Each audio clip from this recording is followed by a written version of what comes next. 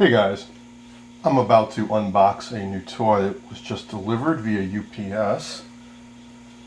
Hopefully it made it intact. However, the seller indicated that the condition was unknown, so I knew I was taking a gamble, but it wasn't that expensive.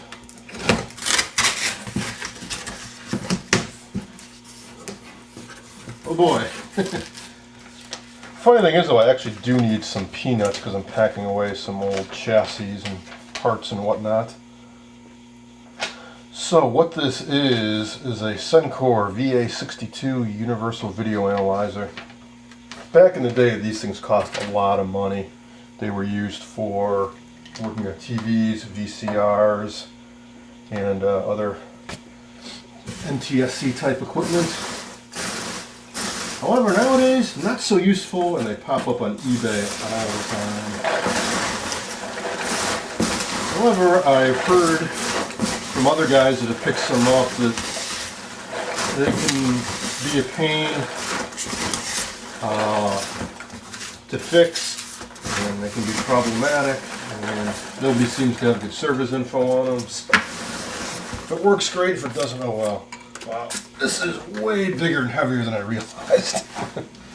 I thought this might be a nice small thing I could put on the workbench, but it's a lot deeper than I thought, and it's a lot heavier. The reason I thought it'd be smaller and lighter is that it's fairly modern in its solid state. Damn, that's well, probably 30 plus pounds. So this is somewhat similar to my Leader LGC 400, I think it is, test pattern generator, which can also do the multi-burst and the various test patterns, dot, crosshatch, color bars, and so on. But this can do some other kind of neat things, and that the IF output is programmable. Whereas the Leader, it's fixed for channels 5 and 6 on the RF output. Channel 6, we have a local station broadcasting on that, so it doesn't do me any good. And channel 5 can be a little weak to pick up. What I really want is channels 3 and 4, because most of my sets, those are the stations that I really tweak the best, because most RF modulators put out channels 3 and 4. So there's a lot of other neat features too. So what this really is, it's more like a combination of a test pattern generator and that B and K 1077B television analyst, because this not only does test patterns with programmable IF and RF frequencies, it also has some neat stuff down here, like a variable power supply, which you can use as the bias when you're doing alignments.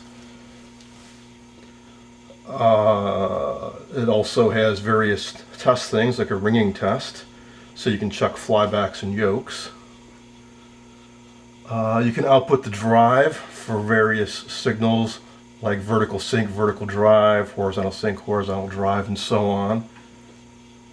And looks like I've got up to 300 volts peak to peak, so this should be able to drive tube stuff. That was one concern I had, is that it would only do lower level transistor type stuff, but no, 300 volts peak to peak should be pretty good. And that's what the stuff is down here, the drive output. And looks like you got a color burst output, which could be handy if I ever do color stuff. And there's a rigging test for flybacks and yokes. And so on. Even the audio is kind of neat, because it does not just 1 kilohertz, which is pretty common. You can do 333 hertz, 5 kilohertz, or 7 kilohertz. I wonder if it can do the older type IFs, which would be really cool. Looks like it can't. So you can do a standard, more modern 54 megahertz video IF, but the programmable only ranges from 35 to 50. The older sets are down around 22 megahertz. But, oh well. If I can get the programmable RF to work on every channel, like 2 through 13 would be awesome. And if these test patterns work out nice, that'd be cool too. And of course, flyback yoke testing stuff and whatnot is cool. So it's really nothing I don't already have, but it's kind of all in one nice package. So the question is, does it work? Don't have a user's manual, don't have a service manual, so I'm just going to have to wing it.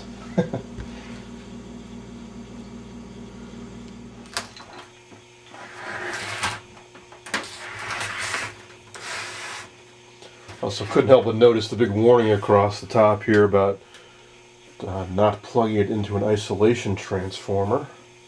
I'm not sure why, other than maybe it's because it's a three-pronged outlet and they want you to have the ground protection. Well, so I will follow that and I will not plug it into an isolation transformer. I'll plug it right into the line. Let's make sure that everything's in a decent position here. Okay, it's turned off. Plug it in now. Alright. So, here goes. And it would looks like absolutely nothing happened. That's because my power switch is turned off. So, power strip is on now. Let's try that again. That's more like it. Alright, we actually have readings here. It's not backlit, so it's a little hard to see. Try to get the camera on that better.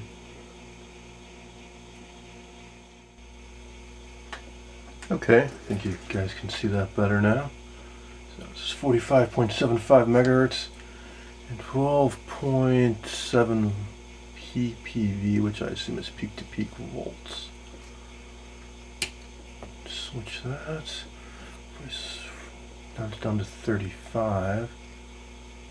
So, how does one program this? Let's try the simple thing. I just type in 4000. Alright, I guess that would be 40 megahertz now that it's putting out. Not sure what the plus and minus. Clear. Because clear is a way to reset it. And I assume you hit the last digit, it locks in automatically. See what else. Okay, so standard TV channel 2 through 83, so I guess if I do something like that, it'd be on channel 9 now. So if that works, it'd be very cool. So if you didn't have one of those blonder tongue modulators I demonstrated recently, I suppose you could use that external video in and then modulate it with this to any channel you'd like, and then take the RF out and feed it into an amp, or right directly into an antenna. I'm not sure what the output level's like.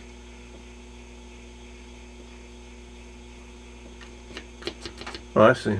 These buttons here you can hit directly and go through the channels. Cool. Got a level here, RF and IF level, low, medium, high. I guess that would be if you're injecting this into the TV, you'd want to have a much lower signal at the IF, first IF and at the third IF. And down here we do have a vernier control for the output level. No idea how much power this can actually put out. Probably not a whole lot of power, I would imagine. The supply here can go 0 to 35. And it is floating, which is very important, because quite often when you hook these up to the AGC bus, the positive goes to ground and the negative goes to the AGC bus. So there's the BNC for the RF out. This stuff here, 30 Hertz square servo drive and VCR. This must all be for doing VCR servicing, which I know absolutely nothing about. Haven't owned a VCR in 20 years probably.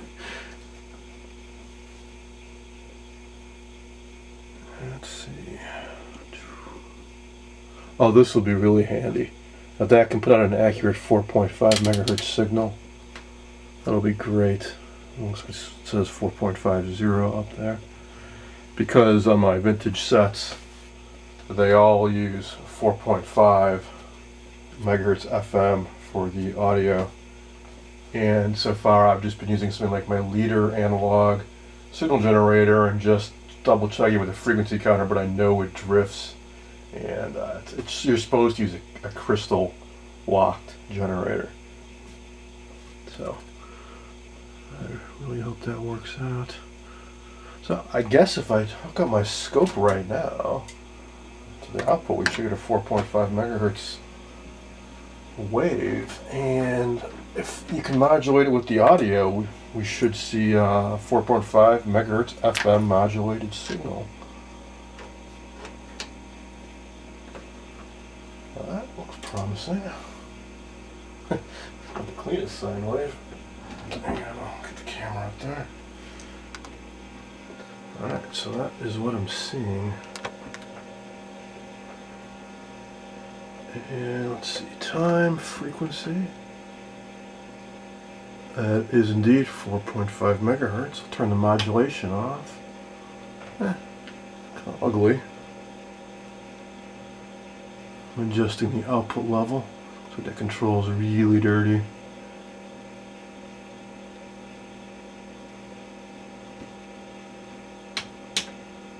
That's the coarse output level. And this is the fine control.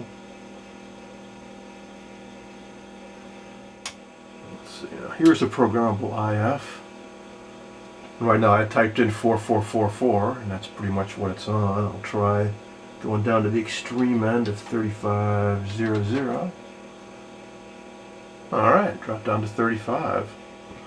Very cool. Now, it would be really cool if I could type in 21, which I just tried. And wow, it shot up to 100 megahertz, or 91 megahertz. 25 megahertz. Nope, didn't like that. Looks like if you pick something out of the range of 35 to 50, it just jumps right up to about 90 megahertz for some reason. How about 49? Should be able to do that. Yep. 49. Alright, this thing might actually be working right. So back to this. To do the stuff on the right hand side, I'm really going to need to get the manual for that, I think.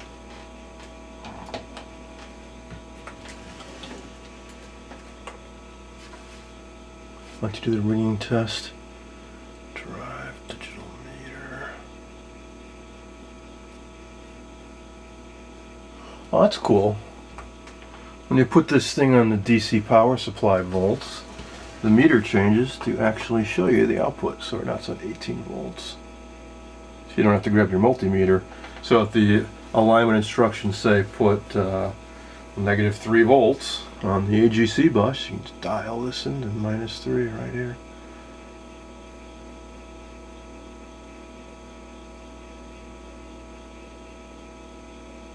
And you can check the current too if you wanted to for whatever reason.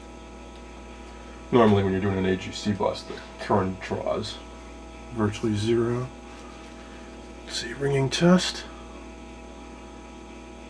This is something I've just read about, I've never actually tried, but I believe what the ring test does is it shoots a pulse into your inductor, flyback, yoke, and or puts out, I think, a square wave, a blip of power, and then the coil will like self-resonate, and you'll see this decaying series of pulses coming out of it. And that's what they call ringing. It'd be like the equivalent of like hitting a bell or a tuning fork. And that's what this does. It counts the number of rings.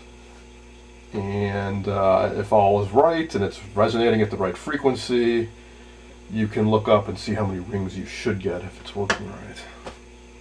That's my crude understanding of what a ring test is. Alright, what else do we have? Interlace adder, VIR adder, no idea what that is. Multiburst, that should be the same as what my leader LCG does with these guys. What that does is it puts out a series of vertical stripes on your TV. And that's a way to check the bandwidth. So if you can distinguish really nice sharp bars at 2, but not 2.5, that would mean you've only got a 2 megahertz IF bandwidth. On a really good vintage black and white set, you can actually get darn near out to 4.5. But with the advent of color sets, they cut some of the bandwidth down because you needed that for the color info, so they only get like around 3.2, somewhere in there.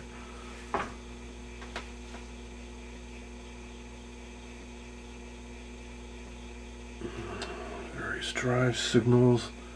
That would be if you want to feed a signal directly from this into your set, because say the you're not getting the set's vertical isn't working right, you can bypass the internal vertical signal and supply one from this device. Pick the range here and the level. So it'd be like a 30 hertz pulse.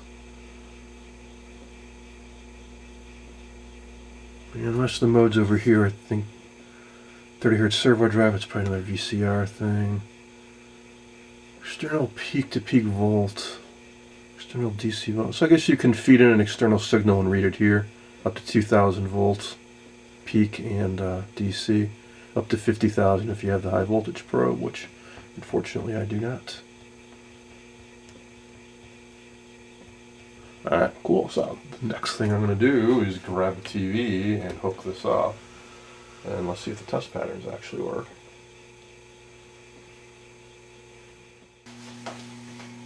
I'm going to test it out on my Panasonic Tau 32-inch I found in an alley over the summer, which is now my main TV. I've got the VA-62 going right to the RF antenna input. So now, and let's see. The standard TV mode, and channel 3. Alright, I guess it does work. So that is the crosshatch pattern. And then you hear audio tone. There's no audio. 333 hertz, kilohertz, 5 kilohertz, 7 kilohertz.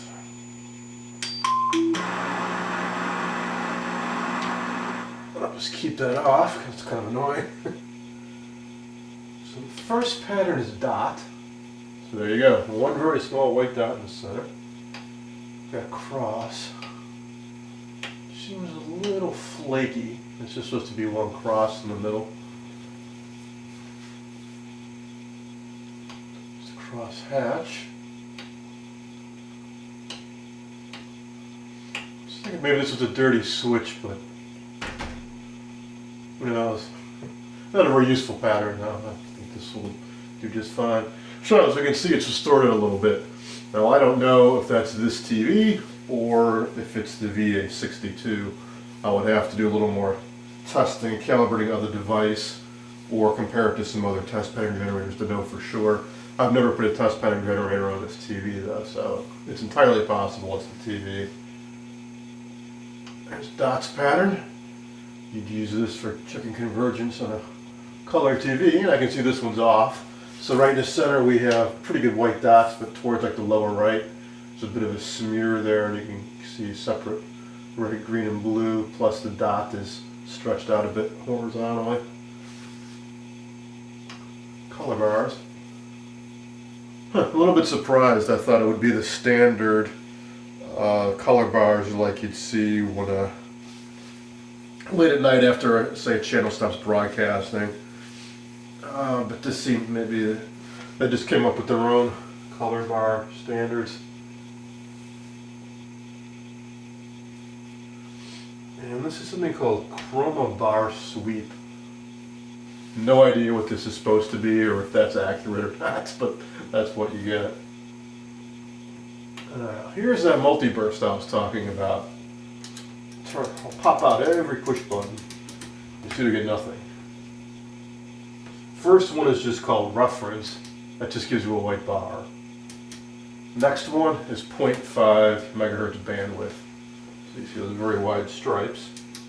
Next, 1 megahertz bandwidth, 1.5, 2, 2.5, 3, 3.5. Now you see how you're starting to lose it. I'm pretty sure on color TVs 3.5 enough they intentionally kill, or maybe it's because it's so close to the color burst that they filter out. I just noticed that if you get a 4 and 4.5, well, 4.5 is pretty much gone too, but at 4 you do see some stripes. So it seems a little odd. At 3.5 you don't, unless that's intentional. Because there is a component in a color video signal of 3.58 megahertz, and that's used as a reference as part of the color encoding decoding scheme. So there might be a notch filter on that.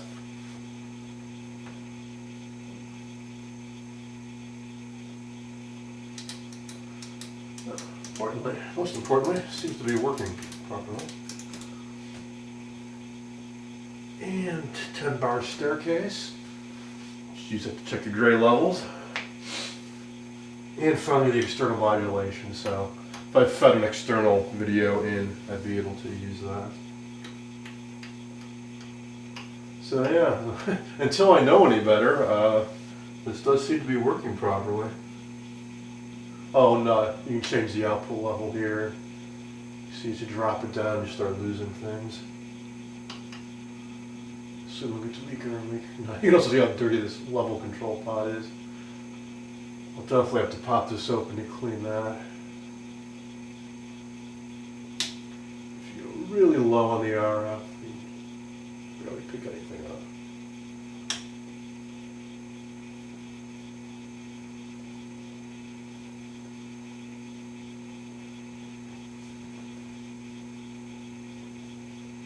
Alright, that's all I can think of to test with this right now. I'm very happy that it seems to be working properly. Another valuable addition to the test bench. Hope you guys enjoyed this little look at a Sencore VA-62.